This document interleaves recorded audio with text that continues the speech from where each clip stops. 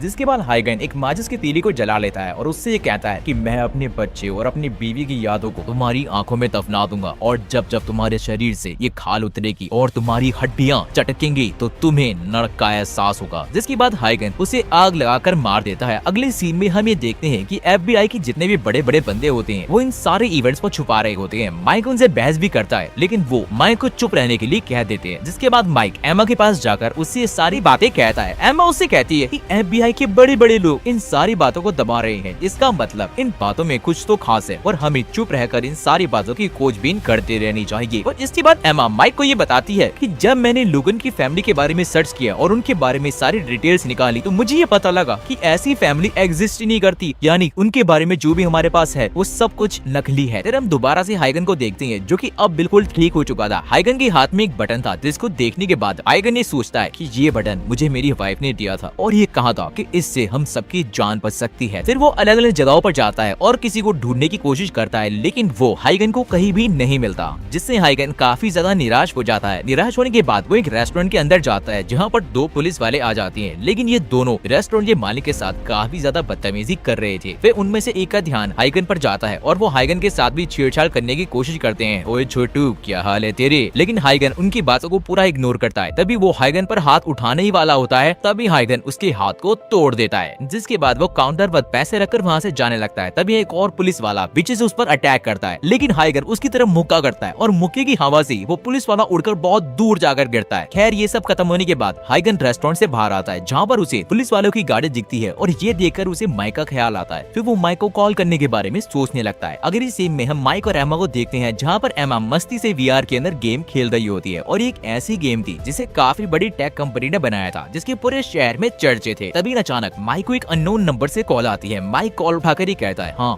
कौन हो तुम? तभी सामने से आवाज आती है कि मैं लोगन हूँ। तभी माइक एमा को उसे ट्रेस करने के लिए इशारे करने लगता है। माइक उससे कहता है कि लोगन, ऐसा तो कोई बंदा एग्जिस्ट ही नहीं करता, तो तुम हो कौन भाई? असल में माइक उसके ट्रेस होने का वेट कर रहा होता है, लेकिन अभी एमा उसे ट्रेस ही कर पाती उससे पहले हाइगन अपना फोन तोड़ देता है। जिसके बाद हाइगन उसे एक दूसरे फोन से कॉल करता है और उससे कहता है कि ये बच्चों वाली हरकतें मेरे साथ करना बंद करो, मैं तुम्हें आखिरी मौका दे रहा हूँ, अगर मिलना है तो बताओ। तभी माइक उससे कहता है कि हाँ हम कल मिलेंगे, वो भी एक रेस्टोरेंट में, ठीक है? इस बार भी एमा ट्राई करती है कि वो उसे ट्रेस कर ले, लेकिन उससे पहले ही हाइगन अपना फोन तोड़कर फेंक देता है। अगले सीन में हम देखते हैं कि हाइगन उससे मिलने के लिए रेस्टोरेंट में जा रहा होता है, लेकिन वहाँ जाने से पहले वो चारों तरफ पहले ही नजरें दौड़ा लेता है और पूरे रेस्टोरेंट को अच्छे से चेक कर लेता है। फिर हम माइक को देखते हैं जो कि पहले से ही अंदर बैठा हुआ था, और यहाँ का ऑनर भी माइक को अच्छे से जानता है, और वो माइक से ही कहता है, तुम्हें यहाँ जिससे भी मिलना है तुम मिल सकते हो, लेकिन मेरे रेस्टोरेंट को कोई भी नुकसान नहीं होना चाहिए, और यहाँ पे एक डिलीवरी वाला भी आने वाला है, तो उसे पीछे रखे हुए सामान को चेक करने देना, ठीक है? जिसके बाद हाइगन वहाँ पर आ जाता है, लेकिन हाइगन भी अपने चेहरे पर एक मास्क लगाया हुआ था। हाइगन की वहाँ पर आते ही वहाँ का ऑनर चला जाता है, जिसके बाद माइक उससे पूछता है कि तुम्हारे पास ऐसा क्या सबूत है कि तुम ही लोगन हो। जिसके बाद हाइगन उसे लोगन को दिया हुआ अपना कार्ड दिखाता है, लेकिन अब भी माइक उसकी बातों को मानने से इनकार कर देता है। तभी हाइगन वहाँ से जाने लगता है, लेकिन माइक उसको रोक लेता है और उससे ये कहता है मुझे बिल्कुल भी यकीन नहीं था कि तुम यहाँ पर आओगे, मुझे लगता था कि तुम पकड़े जाने के डर से यहाँ पर कभी भी नहीं आओगे। तभी हाइगन उससे कहता है मैं यहाँ पर ये सब बातें करने नहीं आया हूँ, आजकल जो मर्डर्स हो रही हैं क्या तुम्हें उसके बारे में कुछ पता है। माइक उससे पूछता है कि अगर मैंने तुम्हें इसके बारे में बता दिया तो क्या तुम मेरे सवालों का जवाब दोगे, जिस पर हाइगन हाँ कर देता है। तभी अचानक माइक उसके ऊपर अपनी बंदूक तान देता है और उससे बोलता है कि फंस गए ना बच्चू, मैंने तुम्हें यहाँ पर अरेस्ट करने के लिए बुलाया है, तो अब तुम्हें मेरे साथ पुलिस स्टेशन चलना होगा। फिर हम देखते हैं कि वहाँ पर काफी सारे डिलीवरी बॉय आ रहे होते हैं जो कि अपना सामान ले लेकर वहाँ से जा रहे होते हैं, लेकिन तभी अचानक वहाँ पर एक और बंदा आ जाता है, जिसको देखने के बाद माइक उससे कहता है कि अपना सामान लो और यहाँ से निकलो। लेकिन तभी वो बंदा हाइगन पर अटैक करना शुरू कर देता है, जिसके बाद हाइगन का मास्क नीचे गिर जाता है। ये सब देखने के बाद माइक ये सोचता है कि आखिरकार ये बंदा है कौन। फिर हम देखते हैं कि हाइगन और उस बंदे की फाइट स्टार्ट हो जाती है। उस बंदे के हाथ में 2 चाकू होते हैं, जिसके अंदर काफी लंबी लंबी चेन बंधी हुई होती है और वो बार बार इन्हीं से हाइगन पर अटैक करने लगता है। हाइगन उससे बचने की कोशिश कर रहा होता है। तभी हम देखते हैं कि माइक भी उस बंदे पर गोली चलाने लगता है, लेकिन वो बंदा माइक की गोली से बचता हुआ माइक के पास जाता है और उसे मारने वाला होता है। तभी हाइगन आकर माइक को बचा लेता है। फिर हम देखते हैं कि उस बंदे के अंदर से 2 हाथ और निकलते हैं और अब वो अपने चारों हाथों से हाइगन पर अटैक करना शुरू कर देता है। तभी हाइगन अपनी एक निंजा टेक्निक का इस्तेमाल करता है, जिससे उसकी कमर में भी 4 हाथ और निकल जाते हैं, जिसके बाद हाइगन उस बंदे को सीधा दीवार पर देकर मारता है। फिर हम देखते हैं कि हाइगन के पीछे एक और बंदा आ जाता है, जो कि उसी बंदे की बिल्कुल सेम कॉपी होता है। फिर ये दोनों मिलकर हाइगन पर अटैक करना शुरू कर देते हैं, जिसके बाद हाइगन साइड में रखी हुई दारू को पी लेता है और अपने मुंह से ड्रैगन की तरह आग निकालता है, जिससे ये दोनों भुन जाते हैं और उन दोनों का टंगड़ी कबाब बन जाता है। इसी मौके का फायदा उठाकर हाइगन उन दोनों को मार देता है। इतनी खतरनाक लड़ाई देखने के बाद माइक के तो पसीने छूट जाते हैं और वो हाइगन से पूछता है आखिरकार तुम कौन हो और मिस्टर लोगन कहाँ पर है। तभी हाइगन अपनी गर्दन पर एक बटन को दबाता है, जिसके बाद उसका चेहरा दोबारा से लोगन की तरह बन जाता है। इतना सब देखने के बाद भी माइक को कुछ भी समझ नहीं आता। तभी अचानक वहाँ पर काफी सारे लोग आ जाते हैं जिन्होंने सूट बूट पहना होता है और फिर वो एक लॉन्चर से पूरे के पूरे रेस्टोरेंट को उड़ा देते हैं, लेकिन हाइगन माइक को बचा लेता है। ये सारा कुछ खत्म हो जाने के बाद हाइगन भी वहाँ से चला जाता है, लेकिन लड़ाई के दौरान माइक को एक स्लैश लग जाती है, जिसको देखने के बाद माइक ये सोचता है कि आखिरकार ये लोग किस तरह भी हथियारों का इस्तेमाल कर रहे हैं। इसने तो मेरे आर्मर को भी तोड़ दिया, लेकिन इस पर एक भी खरोच नहीं आई। आखिरकार ये कैसे हथियार है। फिर हम देखते हैं कि हाइगन एक बिल्डिंग के ऊपर से माइक पर नजर रख रहा होता है। अगले सीन में हम देखते हैं कि हमें एक बोर्ड दिखाया जाता है, जिसके ऊपर एक कंपनी की एडवर्टीजमेंट चल रही होती है। फिर हम एक बूढ़े आदमी को देखते हैं, जिसने हाइगन को मारने का ऑर्डर दिया होता है। उसके पास एक बंदा आता है, जो कि उससे कहता है कि इस बार भी हाइगन बच गया, हमें माफ करना, हम उसे नहीं मार पाए। इसके बाद हम एक बड़े पॉलिटिशियन को देखते हैं, जो कि अपने गार्ड्स के साथ कार में जा रहा होता है, लेकिन तभी अचानक उसको एक चीज पीछे से पकड़ लेती है और उसको मार देती है, जिसके बाद कार में काफी खतरनाक ब्लास्ट होता है और सारे के सारे लोग मारे जाते हैं। फिर हमें पता लगता है कि ये काम एक निंजा का है, जिसको हाइगन को मारने का काम भी दिया गया था। जिसके बाद ये निंजा हाइगन की फोटो को देखता है और ये कहता है तो तुम्हें मारना था क्या, और उस फोटो को चाटने लगता है। अगले सीन में निंजा आराम से बैठकर अपना खाना खा रहा होता है। तभी वहाँ पर निंजा ऑर्गेनाइजेशन का लीडर यामाजी आता है, जिसको देखते ही निंजा कहता है कि पिछली बार तुमने जो मुझे मिशन दिया था ना, वो काफी ज्यादा बेकार था, मुझे उसमें बिल्कुल भी मजा नहीं आया। अगर तुम्हारे पास ऐसे कोई और भी मिशन है तो मुझे मत देना, ठीक है, किसी और को दे देना। जिस पर यामाजी कहता है कि तुम मेरी तलवार हो और तलवार की अपनी कोई भी जान नहीं होती। जिसको सुनने के बाद ये निंजा कहता है देखो भाई, मैं एक पुराने निंजा की तरह काम नहीं करता, जो कि शपथ लेकर एक सीक्रेट कोड को फॉलो किया करते थे। मेरे हिसाब से ये सारा कुछ बेकार है। जिस पर यामाजी ये कहता है कि वो लोग जिन्होंने हमारा विरोध किया था वो सारे हमारे दुश्मन है और मैं ये नहीं चाहता कि हमारी टेक्निक बाहर जाए और इसके बारे में लोगों को पता लगे। जिसके बाद यामाजी उस निंजा को हाइगन के बारे में बताते हैं और हमें ये पता लगता है कि हाइगन जापान के निंजाज में से एक काफी खतरनाक निंजा होता है, जिसने न जाने कितनी लड़ाइयाँ लड़ी हैं और उसने बहुत सारी लड़ाइयों को और काफी सारी टेक्निक्स को भी मास्टर किया हुआ है और वो कभी भी अपने टारगेट पर रहम नहीं खाता। ये सुनने के बाद वो निंजा मुस्कुराने लगता है। जिसके बाद यामाजी ये कहता है हमने हाइगन को पहले भी मार दिया था, लेकिन वो अपने सीक्रेट निंजा आर्ट का इस्तेमाल करके बच गया और ये आर्ट सिर्फ पुराने निंजास को ही पता है। तो इस बार मैं नहीं चाहता कि हाइगन जिंदा बचे और हमें उसके इस सीक्रेट निंजा आर्ट का भी पता करना है। तुम समझ रहे हो ना मैं क्या कह रहा हूँ। जिस पर ये निंजा कहता है कि अगर वो बंदा खुद मेरे पैरों में गिरकर अपना सीक्रेट निंजा आर्ट बता दे तो कैसा रहेगा, लेकिन शिनिगामी मेरे रास्ते में नहीं आना चाहिए। अगले सीन में हम शिनिगामी को देखते हैं, जो कि अपने मास्टर के साथ लड़ने के लिए बिल्कुल तैयार होता है और इसका नाम हमें जाय बताया जाता है। इसके बाद जाय का मास्टर उससे ये कहता है हमारी ऑर्गेनाइजेशन पूरी करप्ट हो चुकी है और तुम उन निकाले हुए लोगों को इसलिए मार रहे हो क्योंकि वो अपने आप पर प्राउड करते हैं और तुम उनसे डरते हो और शायद तुम भूल चुके हो कि मैंने तुम्हें क्या सिखाया था और तुम्हें तलवार तलवार पकड़ना भी मैंने ही सिखाया है। जिसके बाद वो जाय पर अपना secret Ninja attack flying solo करता है, लेकिन जाय उससे काफी ज्यादा तेज होता है और वो अपनी तलवार को अपने मास्टर की छाती में घुसा देता है और उसको मार देता है। मरने से पहले जाय का मास्टर ये कहता है, मैं तो नर्क में जा रहा हूँ, लेकिन मैं वहाँ तुम्हारा इंतजार करूंगा। अगले सीन में हम ये देखते हैं कि FBI ने इस बंदे को मनी लॉन्ड्रिंग के केस में पकड़ लिया है और ये वही बंदा था जो कि उस रात कैफे में था। माइक समझ जाता है कि इस बार भी केस को दबाने की पूरी कोशिश चल रही है। तभी हम देखते हैं कि माइक का बॉस वहाँ पर आ जाता है, जो कि माइक को लेकर बाहर जाता है और माइक को ये समझाने की कोशिश करता है कि तुम इस केस के अंदर क्यों पड़ रहे हो, तुम्हारा तो रिटायरमेंट का टाइम है, तो तुम छुट्टी लो, मस्ती करो, फैमिली के साथ घूमो फिरो। और ये कहने के बाद वो यहाँ से चला जाता है। इसके बाद हम हाइगन को देखते हैं जो कि एक जगह पर बैठा हुआ अपने वेपन्स को तेज कर रहा होता है, लेकिन तभी वहाँ पर माइक की एंट्री होती है। माइक उसे ये बताता है कि रेस्टोरेंट में हम पर जिस बंदे ने हमला किया था उसका हथियार एक खास तरह के मेटल से बना हुआ था और इस मेटल का पेटेंट सिर्फ ओजा कंपनी के पास है। मेरे ख्याल से निंजाज और ओजा कंपनी के बीच कुछ तो चल रहा है। जिसके बाद हाइगन ही कहता है कि मुझे नहीं पता, उन लोगों ने मेरी फैमिली को मारा है और मैं उन लोगों को एक एक करके चुन चुन कर मारने वाला हूँ। जिसके बाद हाइगन माइक को एक ड्रिंक देता है और ये निंजाज के दोस्ती करने का तरीका होता है और अब वो दोनों एक साथ काम करने के लिए बिल्कुल तैयार थे। अगले सीन में हम ये देखते हैं कि एमा उन दोनों से मिलने के लिए आती है, जिसको माइक ने बुलाया होता है और माइक ने पहले ही उसको हाइगन के बारे में सब कुछ बता दिया था। हाइगन उसे काफी गुस्से से देखता है। इस पर माइक ही कहता है, अरे अरे डरो मत,